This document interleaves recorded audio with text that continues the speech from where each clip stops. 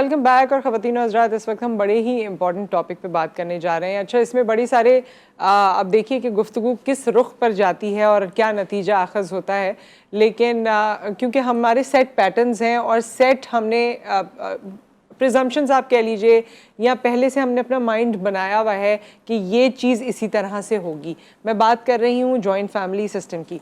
बहुत से लोग जॉइंट फैमिली सिस्टम के गर्विदा हैं, उनको बहुत पसंद है कि जी जॉइंट फैमिली सिस्टम ही होना चाहिए, इसमें बड़ों की ब्लेसिंग्स होती हैं, आप साथ रहते हैं, रहमतें बरकतें होती हैं, बड़े सारे फ़वाइद होते हैं। कुछ लोग कहते हैं कि नहीं जी, आपका एक डिफरेंट सेटअप होना चाहिए, सेपरेट सिस्टम होना चाहिए। आजकल की महंगाई और दीगर और चीज़ें, चैलेंजेस इतने ज़्यादा हैं कि अगर आप अलग अलग सेटअप में रहते हैं तो आप ज़्यादा खुशहाल रहते हैं, एक दूसरे से मिलते हैं, रिश्ते कायम रहते हैं, मोहब्बतें कायम रहती हैं, इज़्ज़तें कायम रहती हैं। खैर, ये बड़ा सारा टॉपिक, बड़ी सारी इसमें चीज़ें हैं जो हम आपसे डिस्कस कर सकते हैं और करनी चाहिए। और उसके लिए हमारे साथ हमारे मेहमान मौजूद हैं जो कि मुख्तलिफ फील्ड से ताल्लुक़ रखते हैं और इस टॉपिक के बारे में अपनी क्या राय रखते हैं या क्या उनके एक्सपीरियंसेस हैं, किस तरह से उन्होंने लोगों को देखा है, इन दोनों सिस्टम्स को कंपेयर करके प्रॉस एंड कॉन्स आज हम इस सिस्टम के, जॉइंट फैमिली सिस्टम के डिस्कस करेंगे। और हमारे साथ हमारे मेहमान मौजूद हैं। हमारे साथ डॉक्टर मोनिका वासफ़ानी मौजूद हैं जो कि साइकियाट्रिस्ट हैं, आपको खुशामदीद कहते हैं, अस्सलाम वालेकुम। और हमारे साथ आदिल सिद्दीकी साहब मौजूद हैं जो कि एजुकेशनिस्ट हैं, आपको भी वेलकम कहते हैं। Thank you so much. और हमारे साथ मौजूद हैं हमारी NLP ट्रेनर आमना अली साहिबा जो कि हमें स्काइप पे ज्वाइन करी हैं। अस्सलाम वालेकुम आमना। अस्सलाम वालेकुम। अब हम अपनी टॉपिक पे आ जाते हैं। डॉक्टर साहिबा, आपसे शुरू करते हैं। जॉइंट फैमिली सिस्टम के पहले तो फ़ायदों पे बात करते हैं। देखिए, जॉइंट फैमिली सिस्टम के बहुत सारे फ़ायदे हैं, ठीक है। स्पेशली जैसे कहा जाता है कि एक फैमिली का जो बॉन्ड होता है वो बहुत इम्पॉर्टेंट होता है, वो बहुत सारी चीज़ों से आपको प्रोटेक्ट करता है बेसिकली। लोगों को ये लगता है कि अलग अलग रहना जो है वो दैट्स वेरी नाइस, हर किसी की अपनी प्राइवेसी है, हर चीज़ है, और लोग मतलब उसको अप्रिशिएट करते हैं कि हाँ भाई आजकल यही सिस्टम है और जो है अलग ही रहना चाहिए। लेकिन ये है कि जॉइंट फैमिली में के बहुत सारे फ़वाइद हैं जो वो ओवरलुक कर देते हैं। हाँ, जैसे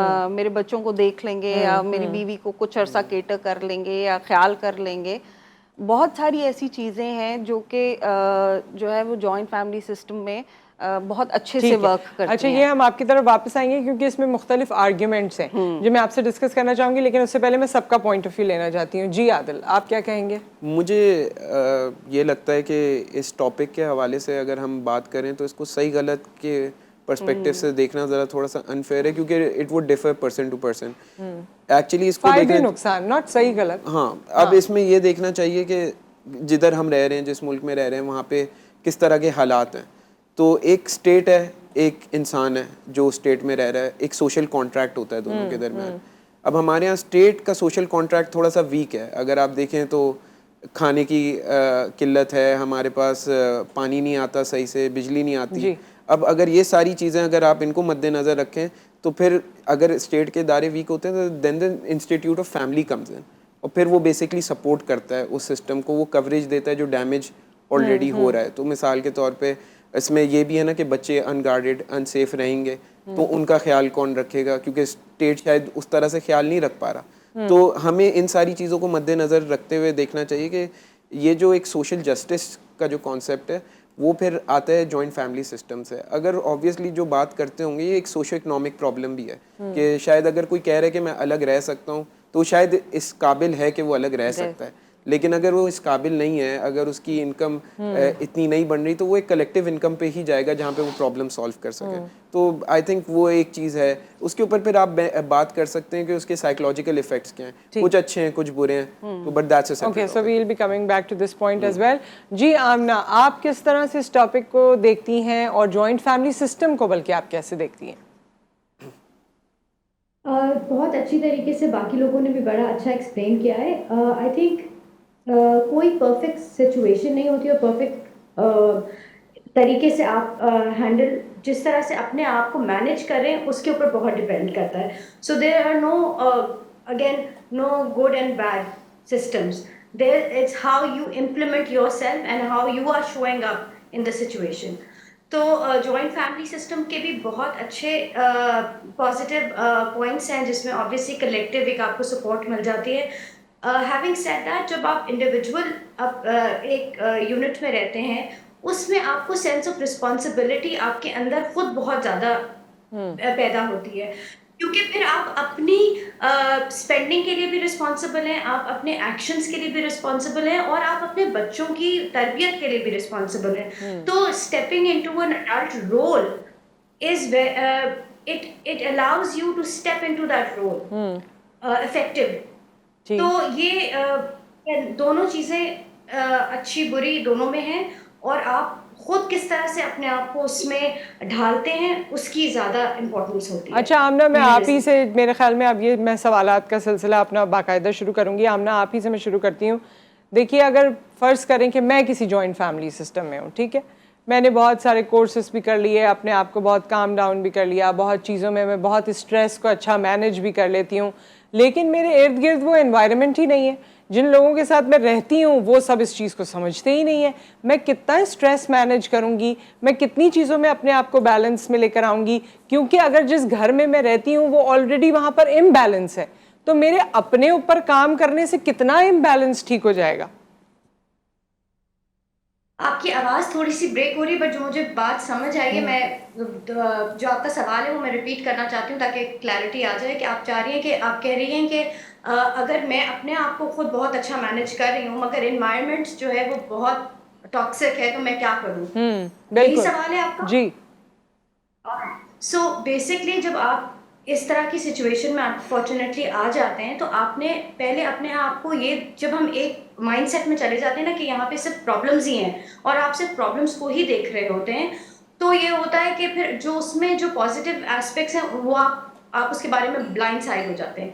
हाउएवर, अगर बहुत ही टॉक्सिक एनवायरनमेंट है एंड आपकी मेंटल हेल्थ, फिजिकल हेल्थ के ऊपर इफेक्ट हो रहा है, तो please remember that you are not a tree, that you cannot shift your location. Grounded is being grounded within yourself। ये हम कॉन्सेप्ट को बड़ा गलत ले लेते हैं कि आप अपनी जगह में ग्राउंड रहिए। वो आपने एक्चुअली उस सरफेस के ऊपर ग्राउंडिंग नहीं करनी, आपने अपने स्ट्रेंथ्स के अंदर ग्राउंड करना है। और फिर अगेन उसका फ्लिप साइड भी है। जब आप अगर एग्जिट करना चाहते हैं उस एनवायरनमेंट से, तो फिर वो भी एक परफेक्ट वर्ल्ड नहीं होगा, वहाँ के अपने चैलेंजेस होंगे। तो इसीलिए इम्पोर्टेंट है कि ठीक है, मैं एक एक करके इस चैलेंज, एक एक करके हम इस चीज़ को डिस्कस करते हैं। हम ना जैसे डॉक्टर साहिबा आपने बताया कि बिल्कुल एक सपोर्ट सिस्टम होता है घर में। एक छोटी सी बात है कि आप रेस्ट रूम में भी नहीं जा सकते अगर घर में कोई और नहीं है बच्चे को देखने के लिए। जो लोग बैरून ममालिक में वो पूरा दिन बच्चे को देखती हैं, कहाँ रखें, क्या करें, अगर कुछ शावर लेना है उसके लिए भी आपके पास सपोर्ट सिस्टम नहीं है। But at the same time जो सोशल मीडिया पे हम स्टोरीज देखते हैं, सुनते हैं, आप लोगों ने भी देखी होंगी, वहाँ ऐसी बातें हैं कि जिसमें ये लगता है कि सबसे पहले तो भाई दिमागी हालत मेंटेन होगी तो इंसान कुछ करेगा। औरतें कुछ मेहनत करने को तैयार हैं कि मैं कुछ भी कर लूँगी, मुझे इस एनवायरनमेंट से दूर ले जाओ। कभी कभी वो एनवायरनमेंट इतनी टॉक्सिक होती है, इतनी परेशानी वाली होती है कि आप ना अपने बच्चों पे आपकी चलती है, हर कोई इंटरफेयर करने वाला मौजूद होता है, ना आप अपनी मर्जी से सो सकते हैं, ना उठ सकते हैं, ना जिंदगी गुजार सकते हैं, ना पढ़ा सकते हैं, ना खिला सकते हैं, ना कुछ और कर सकते हैं। तो फिर वहाँ ऐसे एनवायरनमेंट में कोई क्या करेगा? देखिए, आपकी बात बिल्कुल ठीक है। वही बात है कि प्रोज एंड कॉन्स की बात कर रहे हैं हम, एडवांटेजेस और डिसएडवांटेज। जो एडवांटेजेस हैं वहाँ बहुत सारे डिसएडवांटेजेस भी लाई करते हैं, ठीक है। देखें डिसएडवांटेजेस अगर देखा जाए तो शायद वो एडवांटेजेस को जो है वो कर देते हैं, क्योंकि सबसे जो मेन प्रॉब्लम ये है कि हमारा जो फैमिली सिस्टम है, जॉइंट फैमिली सिस्टम, ठीक है, वो शायद जो लास्ट जनरेशन थी तब तक तो वो ठीक था, वो इसलिए ठीक था क्योंकि हमारी लड़कियां शायद इतनी पढ़ी लिखी नहीं थी, उनका विजन इतना ज़्यादा नहीं था, वो बस उनको एक भेड़ बकरियों की तरह घर में रखा जाता था और उनकी कोई से नहीं होती थी, और एक एनवायरनमेंट होता था, एक जैसे नहीं एक डोमिनेंस होती थी, सास होती थी एंड ऑल दैट, और बस उनको ये बताया जाता था कि आपने you have to bear with it, ठीक है, वट एवर इट इज़, ठीक है, और उनको ये विजन नहीं दिया जाता था कि सही गलत क्या हो सकता है या आप आगे क्या कर सकती हैं ज़िंदगी में, या जो आप बर्दाश्त कर रही हैं तो ये दिस इज़ अब्यूज़ बेसिकली, जो आप बर्दाश्त कर रही हैं, ये विजन नहीं। अब हमारे जो ख़वातीन हैं उनमें ये विजन है, ठीक है, आजकल की लड़कियों में, अगर वो घर पर भी हैं, if they are home makers, तब भी उनके अंदर ये विजन है, ठीक है, कि ये सही है, ये गलत है, I have to tolerate this, I don't have to tolerate this, ठीक है, और थोड़ा सा टॉलरेंस लेवल भी कम है कंपैरेटिवली, टॉलरेंस लेवल कम है। और मुझे एक और चीज़ लगती है डॉक्टर साहिबा, देखिए पहले की चलें लिटरेसी की अगर हम बात करें, वो अपनी जगह उसके अपने बेनिफिट्स होते हैं या अपनी एनलाइटनमेंट के साथ लोग होते हैं, लेकिन ऐसा नहीं है कि पिछले वक्तों में कोई लड़ाइयाँ नहीं होती थी, बिल्कुल होती या थी। अब जो है वो लोग सेटल नहीं रहते, लोग सेटल भी रहते हैं, बहुत अच्छी तरह जिंदगी भी गुजार करते हैं। आप लोग यहाँ मौजूद हैं, मैं चाहती हूँ आप साथ साथ फूड फॉर थॉट भी देते जाएं, आप पीस ऑफ एडवाइस भी देते जाएं कि ये मसला होता क्यों है, इंटरफेरेंस से मसला होता है, बहुत सी ऐसी चीज़ें होती हैं जो कोई और एक्सेप्ट नहीं करता, आपकी इंडिविजुअलिटी को जो ठेस पहुंचा रही होती हैं, या कुछ और ऐसी मिस कमिटमेंट्स होती हैं जो शादी के वक्त हुई होती हैं, बाद में उसका ख्याल नहीं रखा जाता।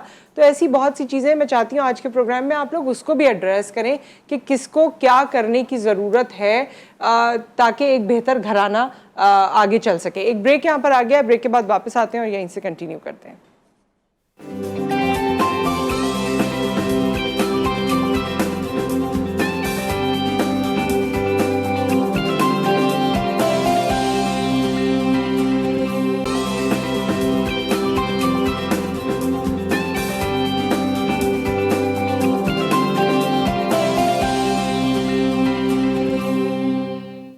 वेलकम बैक ख़वातीन और हज़रात, और इस वक्त हम बात कर रहे हैं जॉइंट फैमिली सिस्टम पे, उसके प्रॉस एंड कॉन्स पे। और यूजुअली ऐसे प्रोग्राम्स में आपने देखा है कि मैच मेकर्स मौजूद होते हैं, दीगर और लोग मौजूद होते हैं, लेकिन हमारा पैनल इस वक्त बिल्कुल मुख्तलिफ है। हमारे साथ डॉक्टर मोनिका हैं जो कि एक साइकियाट्रिस्ट हैं, आदिल सिद्दीकी हैं जो एजुकेशनिस्ट हैं, और आमना अली जो कि NLP मास्टर कोच हैं, और इन तीनों से इस वक्त हम बात कर रहे हैं। और डॉक्टर मोनिका से भी हमने बात की। आदिल, आपने इतनी सारी जो गुफ्तगू सुनी, और क्योंकि आप मेल रिप्रेजेंटेशन है हमारे पास और आदमी के ऊपर काफ़ी बर्डन होता है जी। अब ये हमने आपसे पूछा नहीं पहले कि आपकी शादी हो गई है या नहीं? है, माशाल्लाह मेरे 2 बच्चे भी हैं। माशाल्लाह वो देखकर अंदाजा नहीं हो रहा है, इसलिए पूछना पड़ा।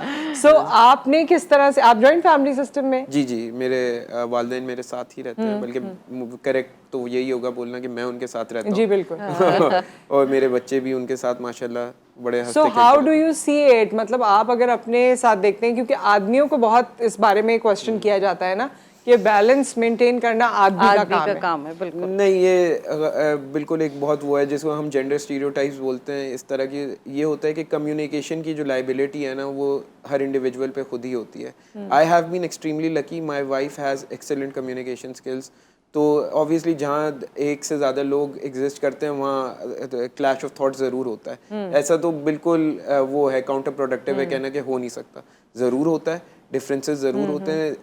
The effective means of solving that is कि आप कम्युनिकेशन अपनी अच्छी रखें। एंड मेरी वाइफ माशाल्लाह बहुत अच्छे से वो कर लेती है। मेरी मदर वाइफ्स तो बहुत बोलती हैं और वो कम्युनिकेटर होती है, मसला तो आदमी का ही आता है ना फिर घूम फिर के। बैलेंस आदमी को ही करना होता है। नहीं, मेरे ख्याल से ये होना चाहिए कि हमारे यहाँ स्कूल में अगर हम बाकी चीज़ें सिखाते हैं तो हम इफेक्टिव कम्युनिकेशन भी ज़रूर सिखाते हैं। अब मैं इसको बिल्कुल डायरेक्ट करती हूँ। आप घर में हैं, सही है, आपकी अम्मी भी हैं, आपकी बेगम भी है, आपसे मुराद ये है कि हम एक जनरल हाउस होल्ड की बात करें। लड़के के पास ये गुर होता है कि वो अम्मा को भी जानता है, अम्मा से भी चीज़ें बेहतर कर सकता है, उनकी शिकायतों को भी दूर कर सकता है, और अगर बेगम के साथ वो अच्छा कम्युनिकेटर है और लिसनर है तो वो उसके मसलों को भी रिजॉल्व कर सकता है। बिल्कुल जी। हमारे यहाँ ये जो मिडिल मैन जिसको हम हस्बैंड कहते हैं और बेटा कहते हैं, उसमें वो कभी कभी बेगम की सुनना नहीं चाहता, और अम्मी की बात के आगे वो कोई आर्ग्यूमेंट पेश नहीं करता, जो कि मना नहीं है उसको, वो पेश कर सकता है अपना आर्ग्यूमेंट कि ये ऐसे ऐसे वैसे ये है। तो इस वजह से ये कहा जाता है कि ये जो मिडिल मैन हस्बैंड जिसको हम कहते हैं, इसकी तरफ से वीकनेस होती है, जिसकी वजह से घर परेशान होता है। हाँ, ये है कि ऑब्वियसली अगर कहा जाए कि हमारे माशरे को मद्देनज़र रखते हुए कि males do have a more dominant power, तो ये है कि अगर उसके पास इतनी अथॉरिटी है कि वो जज कर सकता है इस सिचुएशन को और उसको एमिकेबली सॉल्व भी करा सकता है, तो ज़रूर स्टेप इन करना चाहिए, वॉइस आउट करना चाहिए। लेकिन at the end of the day फिर मैं रिइटरेट करूँगा कि आपकी कम्युनिकेशन, क्योंकि देखें ऑब्वियसली एक प्रॉब्लम है कि आप अगर किसी के साथ एक बात कर रहे हैं तो किसी के अगेंस्ट भी जा सकती है। अब आर्ट यही है कि आप उसको किस तरह से सॉल्व करें जहाँ पे दोनों पार्टीज के प्रॉब्लम सॉल्व हो जाएं। और अच्छा, हाँ, हम इसको ऐसे भी ले सकते हैं जैसे कुछ लोग लठ मार के बात करते हैं ना, कहते हैं कि लठ मार के बात की है, मतलब अच्छी बात भी करेंगे तो ऐसे बात करेंगे कि किसी को बुरी लग जाए। लेकिन मेरा ये ख्याल है कि देखिए, जब शुरू में शादी होती है, ठीक है, तो इफेक्टिव कम्युनिकेशन उस वक्त नहीं हो सकती। दो लोग हैं, आपकी सास है, आपकी मतलब एक बहू है, एक सास है, ठीक है, अब उनके बीच में क्या रिश्ता है? दे आर नॉट लाइक, मतलब कोई उनका रिलेशन तो नहीं है एज सच देखा जाए, ठीक है। तो जाहिर है एक बॉन्डिंग बनने में एक वो कहते हैं ना समझ, और एक आपको चीज़ों की समझ आए कि भाई हाँ मेरी सास को ये अच्छा लगता है, ये बात बुरी लगती है, जो भी मतलब एनवायरनमेंट है, ठीक है, वो जब तक उससे यूज्ड टू हो, जब तक वो कम्युनिकेशन अपनी उनके साथ बेहतर कर सके या उनको समझ सके, ठीक है, तब तक तो एटलीस्ट, या मेरा ये ख्याल है कि उसके बाद भी, ठीक है, जो है वो आदमी का रोल बहुत इम्पोर्टेंट है, बल्कि प्राइमरी होता है, क्योंकि वो ही एक है जो बैलेंस कर सकता है। अब बैलेंस करने का ये मकसद बिल्कुल नहीं होता कि वो किसी एक की तरफ झुकाव हो उसका, या वो बहुत एफर्ट उसको करनी पड़ रही है, वो नहीं है। एग्जैक्टली। बेसिकली क्या होता है कि दो औरतों के बीच में पोजेशन की जंग होती है, ठीक है। You live in an entirely different environment, I believe. नहीं, इट्स आई थिंक कि जो एजुकेटेड माएँ भी हैं या जो एजुकेटेड बीवियां भी हैं, ठीक है, वो एक होता है, ये एलिमेंट होता है, ठीक है, कि भाई मैंने पाल के बड़ा किया है तो वो एक पोजेशन, ये वाली मेरी बात सुने, या ये मेरी, हाँ, या छोटी सी बात हो सकती है कि एक मदर इन लॉ को एक शर्ट पसंद है, बेगम को दूसरी शर्ट पसंद है, अब हस्बैंड को चूज करना है तो वो इसमें ये है ना कि एक्चुअली मेल पे जो प्रेशर होता है वो टाइम का भी होता है कि they are out working all day and when they come back, वही 3-4 घंटे हैं, उसी में ही बच्चों को भी टाइम देना है, उसी में अम्मा को भी देना है, उसी में बीवी को भी देना है, उसी में इबादत भी करनी है आपने, तो वो सब बैलेंस करने में अब वो सारी जो आप बात करी है वो पोजीशन में as a resource, time as a resource की जंग है कि भाई किसको कितना वक्त मिलेगा। अमूमन इस बात पे भी वो हो सकती है कि मुझे कम वक्त मिल रहा है, किसी को ज्यादा वक्त मिल रहा है, तो ये हाँ इस हद तक तो I completely agree with you कि ये तो मेल का रोल इस तरह से बहुत डोमिनेंट और बेसिकली मसले शुरू भी यहीं से ही होते हैं। हम आमना से भी पूछ लें, आमना कहेंगी स्टूडियो में जो लोग बैठे हुए हैं वो इस वक्त है डोमिनेटिंग हो रहे। सो आमना, आप जितनी डिस्कशन यहाँ पर हो रही है, आपको इसके बारे में क्या लगता है, जो मेल मेंबर है उसकी कितनी रिस्पॉन्सिबिलिटी है या उस पर कितनी चीज़ें डिपेंड करती हैं? आई थिंक इस इक्वेशन में एक हस्बैंड का और एक बेटे का रोल बहुत इम्पोर्टेंट है, because he is the pivotal point of the relationship between the mother in law and the wife, right. However दोनों जो लेडीज हैं उनको भी अपनी रिस्पॉन्सिबिलिटी देखनी चाहिए कि भाई ये एक इंसान है जिससे हम दोनों बहुत प्यार करते हैं। तो अगर चीजें एक गुड इमोशन के साथ शुरू होती हैं तो आई थिंक वो खींचमतानी कम होगी, और माँ को और वाइफ को दोनों को इस कंपटीशन में नहीं पड़ना चाहिए to begin with, because there is no competition. A mother is a mother and a wife is a wife. और अच्छा, ये पढ़ना तो नहीं चाहिए आमना, लेकिन ये जिस तरह से हम पढ़ जाते हैं ना इसमें अनइंटेंशनली, या आप कहिए कि हम जज्बात में होते हैं, एंड ऑब्वियसली हम ये सब जब बाहर से इस पिक्चर को देख रहे हो तो हम सबको ही लगता है कि सबकी अपनी अपनी पोजीशन है और हमें एक दूसरे को स्पेस भी देना चाहिए, लेकिन when we are actually into it, उस वक्त हम अपने लिए क्या करें कि हम एटलीस्ट उस सिचुएशन से बाहर आ सकें?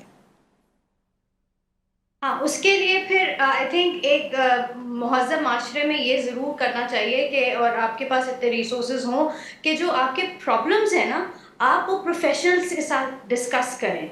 आप मैरिज काउंसलिंग भी ले सकते हैं, आप थेरेपी पे भी जा सकते हैं, आप कोचिंग के लिए भी जा सकते हैं। These are available resources that you should tap into, because अगर आप अपनी अम्मी से शिकायत करेंगे, अपनी सास और हस्बैंड की, तो वो आपको सोल्यूशन नहीं दे सकेंगे। एग्जैक्टली। और ना वो बिल्कुल अनबायस्ड ओपिनियन भी नहीं होगा। या अगर सास अपनी बेटी को कंप्लेन कर रही है बहू की, तो एक वो जो खिचड़ी बनती है ना, वो उसको अवॉइड करने के लिए एक अनबायस रेफरेंस लेना चाहिए, एक काउंसलिंग लेनी चाहिए, क्योंकि अब इन चीज़ों की इतनी ज़्यादा अवेयरनेस भी होती जा रही है, और हमें आई थिंक इन ऐसे फोरम्स पे और अवेयरनेस मिलती भी है, और फिर हम सॉल्यूशंस की तरफ जा सकते हैं, ताकि आपको वो टेक्निक्स आप सीखें, आप वो अप्लाई करें अपनी ज़िंदगी में, जिससे आप एक बेहतर खुशगवार ज़िंदगी गुजार सकते हैं। तो आमना मेरा की बात तो जी। सबसे यही मतलब एक इल्तिजा यही होगी कि आप घर के मसलों को आपस में इसकी अम्मी और उसकी अम्मी के चक्कर में ना पड़ें, और प्रोफेशनल्स के पास जाएं, ताकि आपको एक अनबायस्ड मशवरा भी मिले, ओपिनियन भी मिले, और आपको एक तरीक़ेकार भी स्ट्रैटेजी भी मिले, ठीक है। जिससे आप अपनी आमना ज़िंदगी बेहतर कर सकते आमना हैं। की बात से एक और इम्पॉर्टेंट बात, जाहिर है जहां आपको इस लेवल पर आप पहुंच जाते हैं कि आपको काउंसलिंग की ज़रूरत पड़ती है या आपको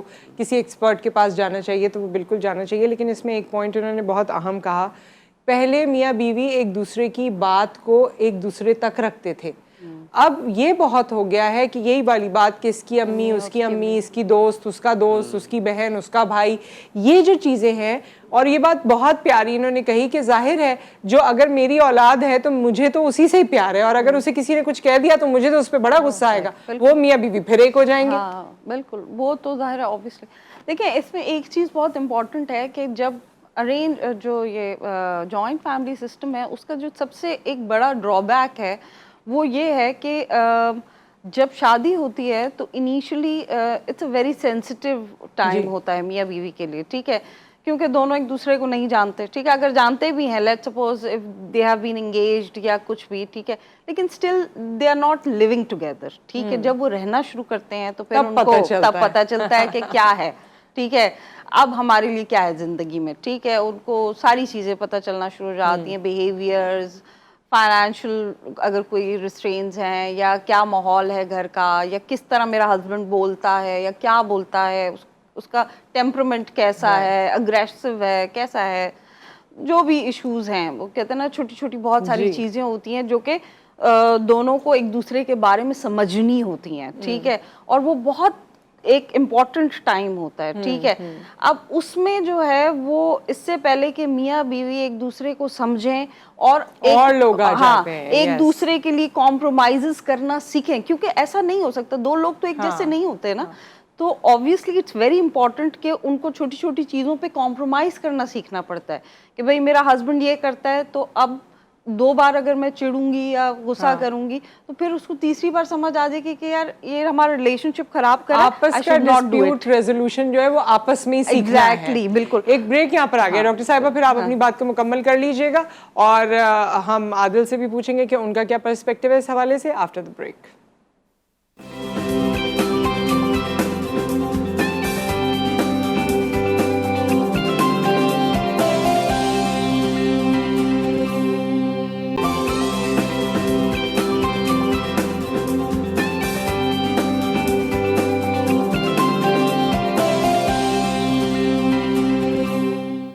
वेलकम बैक। और हम जॉइंट फैमिली सिस्टम के हवाले से बात कर रहे हैं। मेहमान हमारे साथ मौजूद हैं, और डॉक्टर मोनिका अभी हमें ब्रेक से पहले बता रही थी कि मियाँ बीवी को आपस में अपना डिस्प्यूट रिजॉल्व करना चाहिए, एक दूसरे को समझना चाहिए, इससे पहले कि वो अपने रिलेशनशिप में तीसरे चौथे पांचवें या किसी रिश्तेदार या दोस्त को ले आएँ। वो बेसिकली जॉइंट फैमिली सिस्टम में इनिशियली होता यही है कि वो जो है इससे पहले कि वो एक दूसरे को समझें, कोई और टेक ओवर कर लेता है, तो सास होती है, ससुर होता है, कोई भी XYZ के जो है वो अपना मतलब they have problems and we should resolve it, या हम उसके बीच में पड़ के जो है, और ज़्यादातर बर्डन जो है लड़की पर डाल दिया जाता है कि ये इसको नहीं आता, या ये सेटल नहीं हो रही, या ये मतलब जो है वो कॉम्प्रोमाइज़ नहीं करती।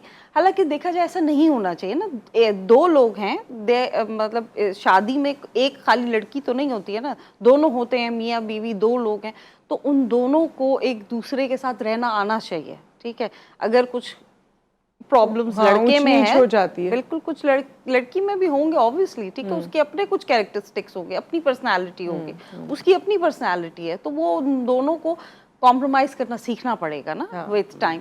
लेकिन उससे पहले ही वो सास जंप कर बीच जाती में है, लोग इंटरफेयर करते कि भाई हैं। तुम्हारी बीवी तो सुबह नहीं उठी, उसने नाश्ता नहीं बनाया, दोपहर का खाना नहीं बनाया, वो तो इतने बजे उठती है, वो तो ऐसे करती है, वो तो वैसे।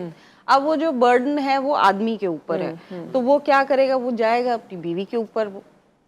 नहीं, और फिर वो जो बात की जाती है, मैं आपसे पूछती हूँ, यूजुअली लड़के अपनी बेगम को कहते हैं कि मैंने तो घर वालों के लिए ये शादी की थी, मैंने तो अम्मी के लिए ये शादी की थी, और मतलब उनकी जो बात है वो आपको माननी चाहिए। तो क्या ये जुमला किसी भी हस्बैंड की तरफ से आना, how do you see that abuse? जी बिल्कुल, ये नहीं, मेरी तो खैर गालिबन अपनी पसंद की ही शादी थी, लेकिन जो मर्द हजरात ये बात करते हैं वो they are setting a trap for themselves, क्योंकि फिर ऑब्वियसली ऑपोजिशन मिलती है तो वो एब्जॉर्ब होगी, तो वो भी कहीं निकलेगी, और वो यूजुअली तभी निकलेगी जब जो मर्द हजरात हैं वो घर से बाहर होंगे, जो पीछे जो मैस होगा होना ये चाहिए कि एब्जॉर्ब कर लेनी चाहिए बहुत सारी चीज़ें। As a psychologist I don't know इसकी कितनी एक वो होगी, लेकिन अगर थोड़ा सा एब्जॉर्ब कर लें, टाइम ना थोड़े से डिफरेंसेस सिमर डाउन भी कर देता है। अब ये है कि आप ऑब्वियसली करें, एक कंस्ट्रक्टिव एंगेजमेंट में जाएं, पेरेंट्स के साथ भी जाएं, अपनी वाइफ के साथ भी जाएं, जहाँ पे एग्रेशन का एलिमेंट आ जाता है, जैसे मिसाल के तौर पे कि तुमने ये नहीं कहा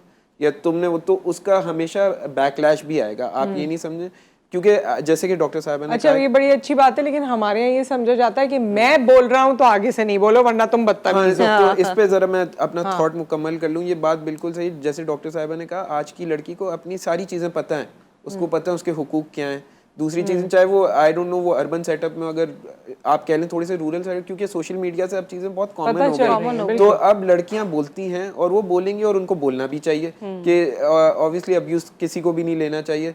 तो वही वाली बात है कि आप बेहतर तरीके, बात को करने के बहुत बेहतर तरीके भी होते हैं, तो उस बेहतर तरीके को अपनाया जाए और उस तरह से बात की जाए, क्यों होगा, फिर प्रॉब्लम नहीं होनी चाहिए। ऑब्वियसली यूटोपियन बात कर रहे हैं हम, लेकिन होना इसी तरह से नहीं, लेकिन एटलीस्ट आप जो बात कर रहे हैं उसमें ये है कि अपनी विल होनी चाहिए। जहां विल होगी वहां पर आप चीज़ों को रिजॉल्व कर सकेंगे, लेकिन जहां विल ही नहीं होगी और आप सिर्फ एक फर्द पे सारी रिस्पॉन्सिबिलिटी डाल देंगे। जॉइंट फैमिली सिस्टम में भी जो ज़्यादातर आजकल लोगों को प्रॉब्लम होने लगा है आमना, कि पूरी फैमिली जो है ना वो किसी एक को पिक एंड चूज कर लेती है और फिर उसी पे ही सारा ब्लेम गेम शुरू हो जाता है, जहां से ये सब मसला शुरू होता है। तो इन फैमिलीज के लिए भी जो किसी एक को पिक करते हैं या किसी एक से चले वाकई परेशान है, उनका क्या तरीका कार होना चाहिए एज अ फैमिली?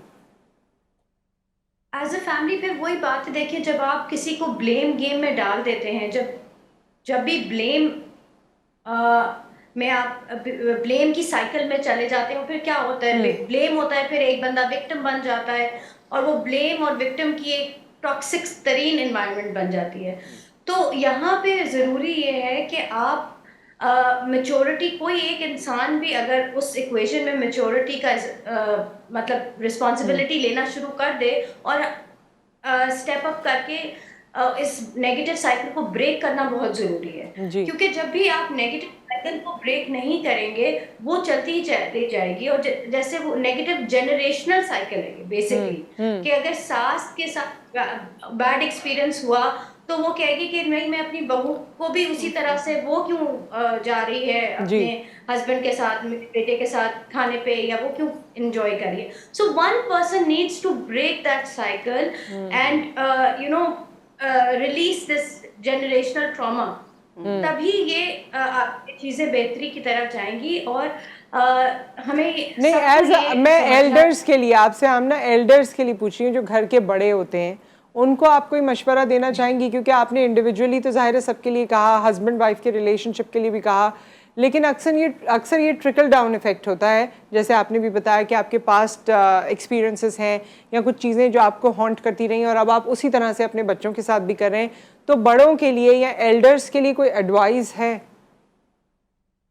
देखिए, बड़ों को एडवाइस क्या, यही एक उनके लिए चीज़ बात है कि बड़ों को भी अपनी बड़ाई दिखानी चाहिए और छोटों को अपनी एक इज्जत का रिश्ता मेंटेन रखना चाहिए। ये टू वे स्ट्रीट है, आप इज्जत करेंगे तो इज्जत मिलेगी, आप वो अब ये वो ज़माने नहीं है कि सब चुप करके बैठे रहे, मगर जो यंगर जनरेशन है उनको भी ये बात रियलाइज करनी चाहिए कि सिर्फ हमारे हकूक नहीं है, हमारे कुछ फ़राइज़ भी हैं। तो जब इन हकूक और फ़राइज़ में बैलेंस आएगा तो ही हमारा माशरा प्रोग्रेस भी कर सकता है और एक हेल्दी हैप्पी एनवायरनमेंट भी क्रिएट कर सकते हैं। सही। तो वो एक घर से ही शुरू होगा तो और वो बाकी ट्रिकल डाउन करेगा सारे माशरे में। बहुत शुक्रिया आमना आपका, thank you doctor Monica, thank you Adil sahab, आप Thank you so much. सबका बहुत बहुत शुक्रिया तशरीफ़ आवरी का, and for all the comments and thoughts जो आपने हमसे शेयर किए।